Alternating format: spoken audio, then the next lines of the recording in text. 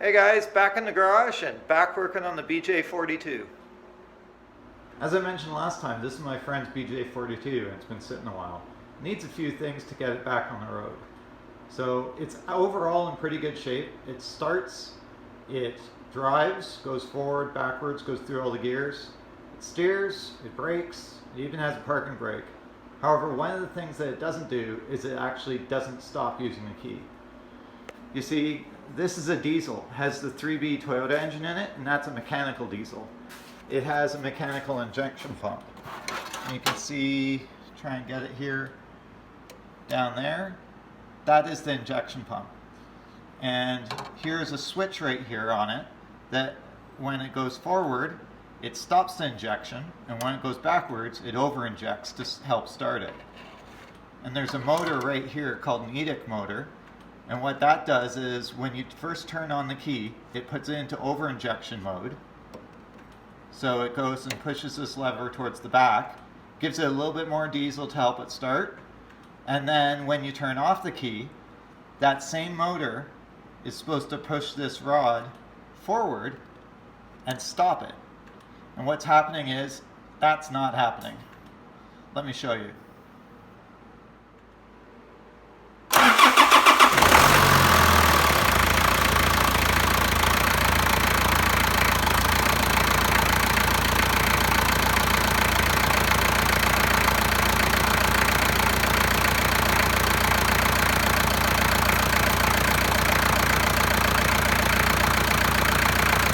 Keys are out of the ignition and it won't shut off. What you have to do is come down to here, and when you push that forward, it shuts it off. Now the EDIC motor is supposed to do that on its own, but it's not doing that. So let's find out why. So as I said, when you first turn on the vehicle, what should happen is that this little flag down here for the injection pump, it's set right where it is. I don't know if you guys can see this, but there's one tab here. There's another tab on the other side, and this rod kind of floats in between it. And when you actually turn on the crank to start, it's supposed to move backwards to over-inject, and then when you actually turn it off, it's supposed to move forward to stop it.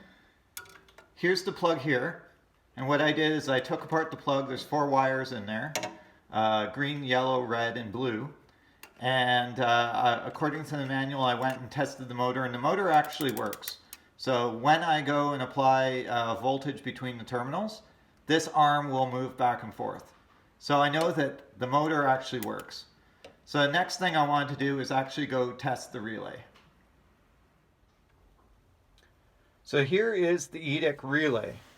This relay normally resides right beside the glove box. Not in the inside of the glove box, but on the outside of the glove box, but the nuts you can access through the inside of the glove box. And here's the wire right here. I have it kind of pulled out so that we can actually go and check the terminals. So what I did is I went through the manual and I tested the resistance on the relay, and everything checked out fine. So the next thing I wanted to see was there continuity between the wires? So they look kind of grungy, but overall they're a pretty good connection. Now there's 4 wires that go to the motor. As I said, it was red, yellow, green, and blue. And then there's 3 other wires that are needed for the EDIC as well. One comes from crank, so when you're trying to start it, that will signal the over-injection.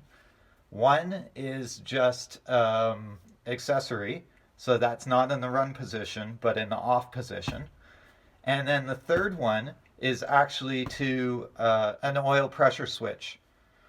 So what happens is, since this is a mechanical diesel and doesn't rely on electronics, it can actually run in reverse.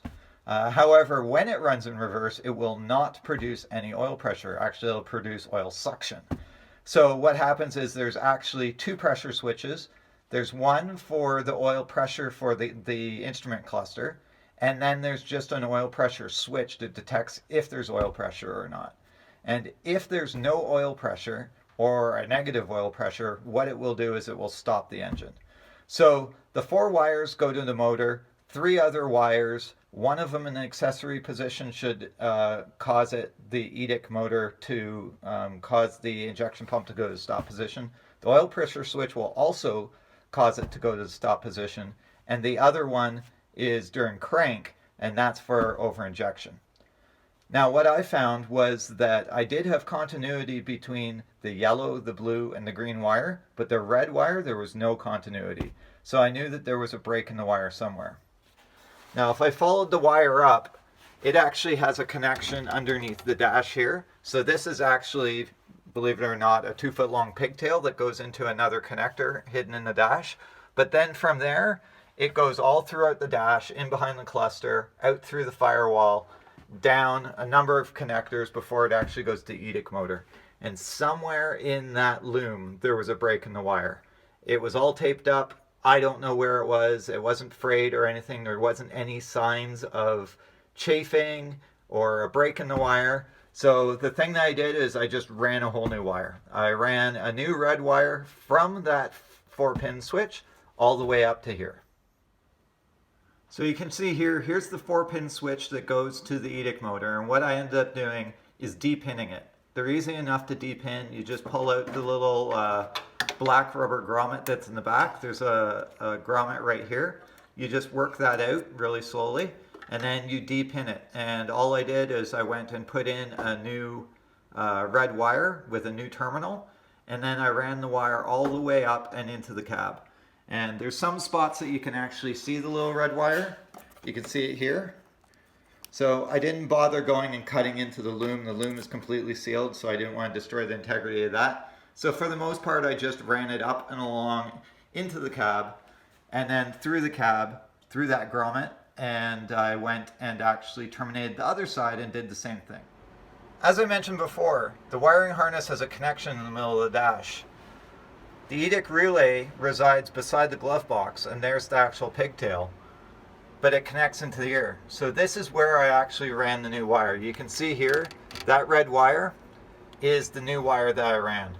So I did the same thing as I did out there. I de-pinned it, went put a new terminal on it, went and then put it back into the connector, connected it all up, and then the wire goes through the pigtail into the glove box.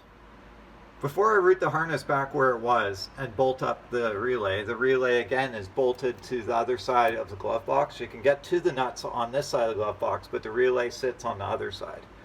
Before I go do all that work, let's make sure that this is going to work. Key is in the off position.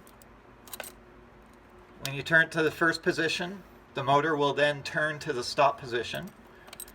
When I turn it to on, that's when the glow plugs come on. And let's see if this will start. The battery's kind of weak.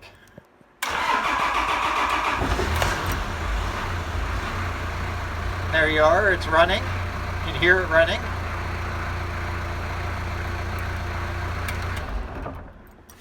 And there you go, it stopped. So success. Here's a shot of the EDIC motor and how it moves the injection pump when it's working properly.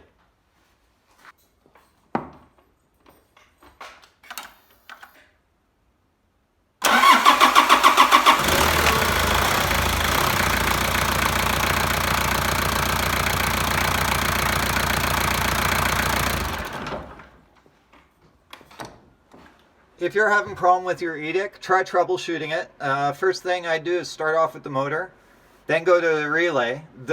By the way, both of those, very expensive to fix. If you can even find a motor or find a relay, pretty pricey. You're only going to find them used. They're discontinued parts. But if that's not the issue, just go in and check out the continuity of the wiring. I checked out the continuity of the wiring, and that was the actual issue. So that's the factory relay. The motor still works. This now will start and it will stop using the key. So one step further. Now I just need to put all this back together. And there we are. One more thing done, one more thing off the list. Now, plenty to do on this truck still. A lot of little things mainly, but things that go wrong when it's sitting for a while. So as I say, all the main things work. It does start. Now it stops running too. Brakes, turns, drives, everything like that works. So all the mechanicals work. It's mainly going to be all of the serviceable items that need to be fixed, and probably a bit of electrical too, because that tends to go over the years as well. So if you'd like to see more on this, please subscribe, and I'll see you on the next one.